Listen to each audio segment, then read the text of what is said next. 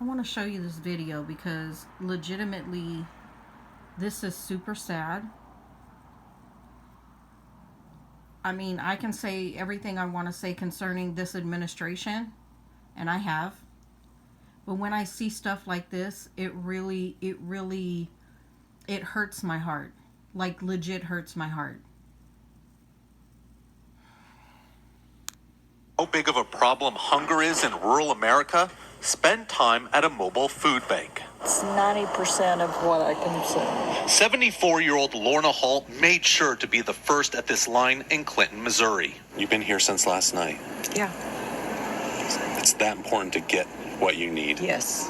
And I don't keep the car running. I can't afford the gas, so I have sleeping bags to stay warm. Folks here share a similar raw reality. I still feel bad that I have to come up here and sit on a line, to get food.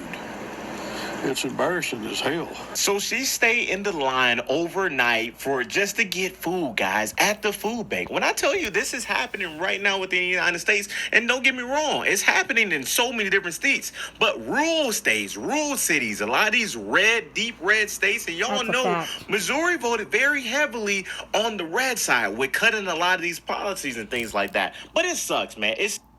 So, because when I was younger, and I don't think a lot of people on YouTube know this, but I grew up in a place that was a farm town until I was like 11 years old, and then we moved, and then we went back when I was like 12 or 13, and we came back to Vegas. So we went back and forth, right?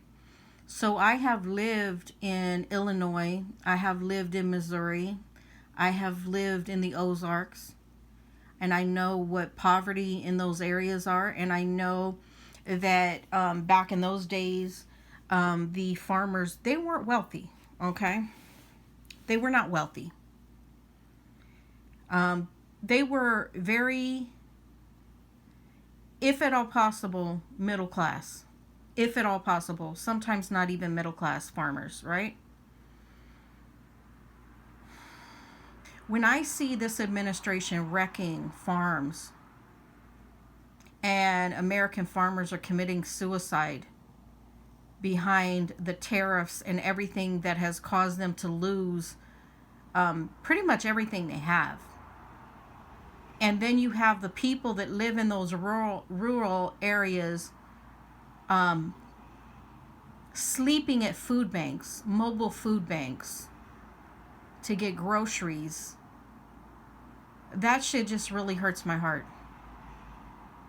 My grandpa and my grandma on my dad's side, well, my grandma on my mom's side had a farm.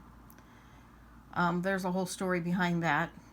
80 something acres, and my mom got beat out of all her acreage when my grandma died. Like, there's a whole thing behind that. I'm still pissed about my uncles doing my mom like that, but nevertheless, my grandma and grandpa, my grandpa on my dad's side, he was a carpenter, okay? And he built things. He built his own home. And back then, they were very frugal. And when I say frugal, I mean frugal. They had 9 children in a 2-bedroom house that he built with a little small cellar that was probably the size of my bathroom, that they would put, my grandma would, she would grow a big garden, as big of a garden as she could on the little plot of land that they had. And she would plow it herself, push plow. And, of course, once the kids got a little bit older, they would help her, like milk the cow and, things, feed the pig, because they would buy a pig. They would feed the pig all summer long, and then they would butcher the pig, and then the pig would go to, back then they didn't have refrigerators. So to keep the pig from spoiling during the wintertime, there was a community freezer place, and all the meat went in there, and then when they needed the meat, they would send one of the kids to go pick it up from the butcher's freezer, right? So these are people that are very, very frugal, or have been very frugal in these areas, right? My grandma used to not throw any material away. If pants got ripped or clothes got ripped or whatever the case may be, she would cut patches out of them and make quilts. And old-timey people know what the hell I'm talking about. A lot of people don't, but some people do. So she would hand stitch and make quilts from the material. Waste nothing. She would waste nothing. My grandma would waste nothing. It was always something was being made. So when I see people like this, I don't care if they voted for Trump or not, because a lot of people were fooled. Even very, very wealthy people have been fooled by Trump and this administration. So it is not a shock that they would be fooled by his antics and stuff, right? But it does break my heart. This really breaks my heart to see people begging, basically, and standing in lines for the whole night in cold areas, because Missouri right now it's not warm. Okay?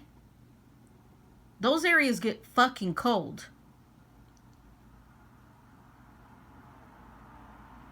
And to sleep in her car because she can't afford to turn the car on and just sleep in her just to get groceries, that shit breaks my heart. But this is where we're headed.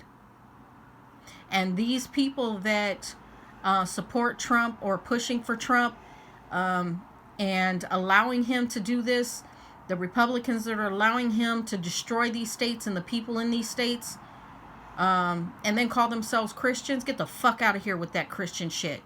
I don't want to hear no Christian talk from these motherfuckers ever again. These ultra wealthy fucking Republicans, don't fucking tell me about your Christianity. Don't want to fucking hear it.